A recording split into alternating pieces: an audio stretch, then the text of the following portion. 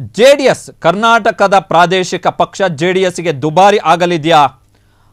ಜೆಡಿಎಸ್ನ ಪರಮೋಚ್ಚ ನಾಯಕ ವರಿಷ್ಠ ಎಚ್.ಡಿ. ದೇವೇಗೌಡ ಅವರ ನಡೆ ಜೆಡಿಎಸ್ಗೆ ದುಬಾರಿ ಆಗಲಿದೆಯಾ? ಎಚ್.ಡಿ. ದೇವೇಗೌಡ ಅವರ ನಡೆಗಳು. ಕಲ್ಲಡ್ಕ ಪ್ರಭಾಕರ್ ಭಟ್ ಜೊತೆಗೆ ಕಾಣಿಸಿಕೊಂಡಿದ್ದಾರೆ ದೇವೇಗೌಡರು. ಆರ್ಎಸ್ಎಸ್ ಆಯೋಜಿಸಿದಂತಹ ಕಾರ್ಯಕ್ರಮದಲ್ಲಿ ದೇವೇಗೌಡರು ಭಾಗಿಯಾಗಿದ್ದಾರೆ. ತುರ್ತು ಪರಿಸ್ಥಿತಿಗೆ ಸಂಬಂಧಿಸಿದಂತಹ ಭುಗಿಲು ಎನ್ನುವಂತಹ ಒಂದು ಪುಸ್ತಕ ಬಿಡುಗಡೆ ಆಯಿತು ನಿನ್ನೆ. ತುರ್ತು ಪರಿಸ್ಥಿತಿಗೆ 50ನೇ ವರ್ಷ ನಿನ್ನೆ. ಸೊ ಆ ಕಾರ್ಯಕ್ರಮದಲ್ಲಿ ಆ ಪುಸ್ತಕವನ್ನು ಬಿಡುಗಡೆ ಮಾಡಿದ್ದು ದೇವೇಗೌಡರು. ರಾಷ್ಟ್ರೋತ್ಥಾನ ಪರಿಷತ್ ಏನಿದೆ ಆರ್ಎಸ್ಎಸ್ನ ಸಂಸ್ಥೆ, ಆ ಸಂಸ್ಥೆ ಆಯೋಜಿಸಿದಂತಹ ಕಾರ್ಯಕ್ರಮ.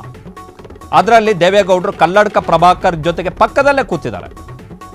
ಕಲ್ಲಡ್ಕ ಪ್ರಭಾಕರ್ ಭಟ್ ನೋಡಿದ್ರೆ ದಿನ ಬೆಳಗಾದ್ರೆ ಪುರುಸೋತ್ತು ಸಿಕ್ಕ ಟೈಮಲ್ಲೆಲ್ಲ ಮುಸಲ್ಮಾನರ ವಿರುದ್ಧ ಭಾಷಣ ಮಾಡಿಕೊಂಡು ಓಡಾಡ್ತಿರುವಂತಹ ವ್ಯಕ್ತಿ ಕಲ್ಲಡ್ಕ ಪ್ರಭಾಕರ್ ಭಟ್. ಇತ್ತ ಜೆಡಿಎಸ್ನವರು ಕೆಲ ದಿನಗಳ ಹಿಂದೆ ಅವರ ಪ್ರಧಾನ ಕಚೇರಿ ಏನಿದೆ, ಮುಖ್ಯ ಕಚೇರಿ ಬೆಂಗಳೂರಲ್ಲಿ ಜಯಪ್ರಕಾಶ್ ಭವನ JP ಭವನದಲ್ಲಿ ಮುಸಲ್ಮಾನ ಮುಖಂಡರ ಸಭೆಯನ್ನು ನಡೆಸಿದ್ರು. ನಿಮ್ಮ ಜೊತೆ ಇದ್ದೀವಿ ಅಂತೇಳಿ. ಇದು ನಿನ್ನೆಯ ಕಾರ್ಯಕ್ರಮದ ಫೋಟೋ. ಕಲ್ಲಡ್ಕ ಪ್ರಭಾಕರ್ ಭಟ್ ಪಕ್ಕದಲ್ಲಿ ದೇವೇಗೌಡರು. ಪೊಲಿಟಿಕಲ್ ಇಂಪ್ಯಾಕ್ಟ್ ಆಗತ್ತೆ, ಇವೆಲ್ಲವೂ ಕೂಡ ಪೊಲಿಟಿಕಲ್ ಇಂಪ್ಯಾಕ್ಟ್ ಆಗತ್ತೆ. ನಿಖಿಲ್ ಕುಮಾರಸ್ವಾಮಿ ಅವರು ಒಂದು ಕಡೆ ಜೆಡಿಎಸ್ನ ಸಂಘಟನಾ ಪ್ರವಾಸವನ್ನು ಕೈಗೊಳ್ತಾ ಇದ್ದಾರೆ.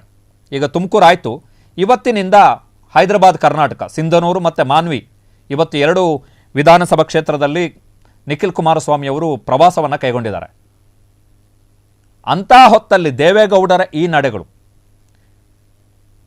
ಈ ಹಿಂದೆ ದೇವೇಗೌಡರ ಮಗ ಎಚ್.ಡಿ. ಕುಮಾರಸ್ವಾಮಿ ಅವರು ಕಲ್ಲಡ್ಕ ಪ್ರಭಾಕರ್ ಭಟ್ ಅವರ ನೇತೃತ್ವದಲ್ಲಿ ನಡೆಯುವಂತಹ ಶ್ರೀರಾಮ ವಿದ್ಯಾಕೇಂದ್ರ ಬಂಟ್ವಾಳದಲ್ಲಿ ಅಲ್ಲಿ ಹೋಗಿ ಭಾಷಣ ಮಾಡಿಬಿಟ್ಟು ಕಲ್ಲಡ್ಕ ಪ್ರಭಾಕರ್ ಭಟ್ ಅವರನ್ನು ಹೊಗಳ್ಬಿಟ್ಟು ಬಂದಿದ್ದರು.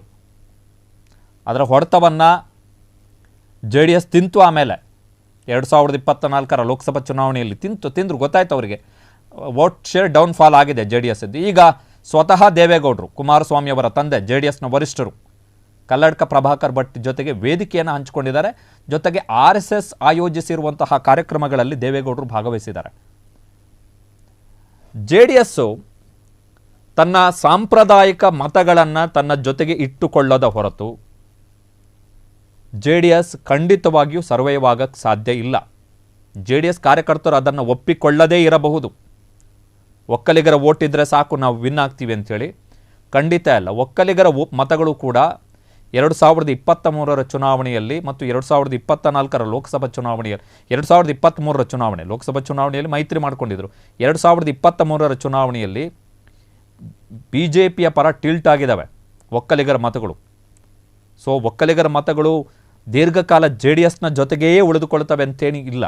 ಬಟ್ BJP ಆಗ್ತಾ ಇರುವಂತಹ ಟ್ರ್ಯಾಪ್ನ ಒಳಗಡೆ ದೇವೇಗೌಡರು ಮತ್ತು ಕುಮಾರಸ್ವಾಮಿ ಇಬ್ಬರೂ ಕೂಡ ಸಿಲುಕಾಕೊಂಡು BJPಯ ತಾಳಕ್ಕೆ ತಕ್ಕ ಹಾಗೆ ಏನು ಹೆಜ್ಜೆಗಳನ್ನು ಇಡ್ತಾ ಇದ್ದಾರೆ, ಅವೆಲ್ಲವೂ ಕೂಡ ಈಗ ಹೊಸದಾಗಿ ಏನು ಅವರ ದೇವೇಗೌಡರ ಮೊಮ್ಮಗ ಸದೃಢ ಪ್ರಾದೇಶಿಕ ಪಕ್ಷವನ್ನು ಕಟ್ಟಬೇಕು ಅಂಥೇಳಿ ರಾಜ್ಯ ಸಂಘಟನಾ ಪ್ರವಾಸವನ್ನು ಏನು ಕೈಗೊಂಡಿದ್ದಾರೆ, ಆ ಎಲ್ಲದಕ್ಕೂ ಕೂಡ ಒಂದು ಕಡೆ ಪಾಯವನ್ನು ಅಗದಾಗೆ ಮೊಮ್ಮಗ ನೋಡಿದ್ರೆ ಹೊಸದಾಗಿ ನಾನು ಪಕ್ಷ ಕಟ್ತೀನಿ, ಹೊಸ ಉಮೇದಿನಲ್ಲಿ ನಾನು ಮತ್ತೆ ಅಧಿಕಾರಕ್ಕೆ ತರ್ತೀನಿ ಪಕ್ಷವನ್ನು, ಜನರೊಂದಿಗೆ ಜನತಾದಳ ಮತ್ತೆ ಜನತಾದಳ ಸರ್ಕಾರ ಅಧಿಕಾರಕ್ಕೆ ಬರುತ್ತೆ ಅಂತೇಳಿ ಓಡಾಡ್ತಾ ಇದ್ದಾರೆ. ಬಟ್ ಸಾಂಪ್ರದಾಯಿಕ ಮತಗಳನ್ನು JDS ಕ್ರೋಢೀಕರಿಸದ ಹೊರತು JDS ಅಧಿಕಾರಕ್ಕೆ ಬರಲ್ಲ.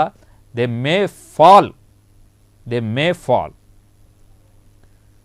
ಸಿಂಗಲ್ ಡಿಜಿಟಿಗೆ ಬಂದು ಕೂತ್ಕೋಬೋದು JDSನ ಪರಿಸ್ಥಿತಿ. ಸೊ ದೇವೇಗೌಡರ ಎಲ್ಲ ಫೋಟೋಗಳಿದೆಯಲ್ಲ, ಕಲ್ಲಡ್ಕ ಪ್ರಭಾಕರ್ ಭಟ್ ಜೊತೆಗೆ ಗುರುತಿಸ್ಕೊಂಡಿರುವಂಥ ಫೋಟೋಗಳು, RSSನ ಕಾರ್ಯಕ್ರಮದಲ್ಲಿ ದೇವೇಗೌಡರ ಫೋಟೋ, ಇವೆಲ್ಲವೂ ಕೂಡ 2028ರ ವಿಧಾನಸಭಾ ಚುನಾವಣೆಯಲ್ಲಿ ಝೂಮ್ ಔಟ್ ಝೂಮ್ ಇನ್ ಆಗಿ ಸೋಷಿಯಲ್ ಮೀಡಿಯಾದಲ್ಲಿ ವೈರಲ್ ಆಗುತ್ತೆ. ಎಲ್ಲವೂ ಕೂಡ ಎಲೆಕ್ಷನ್ನ ಮೇಲೆ ನೇರವಾದಂತಹ ಪರಿಣಾಮವನ್ನು. ಕ್ಷಣ ಕ್ಷಣದ ಸುದ್ದಿಗಳಿಗಾಗಿ ಫ್ರೀಡಂ ಟಿವಿ ಸಬ್ಸ್ಕ್ರೈಬ್ ಮಾಡಿ, ಲೈಕ್ ಮಾಡಿ ಹಾಗೂ ಫಾಲೋ ಮಾಡಿ. ಹೊಸ ಸುದ್ದಿಗಳ ನೋಟಿಫಿಕೇಶನ್ಗಾಗಿ ಬೆಲ್ ಐಕಾನ್ ಮೇಲೆ ಕ್ಲಿಕ್ ಮಾಡಿ.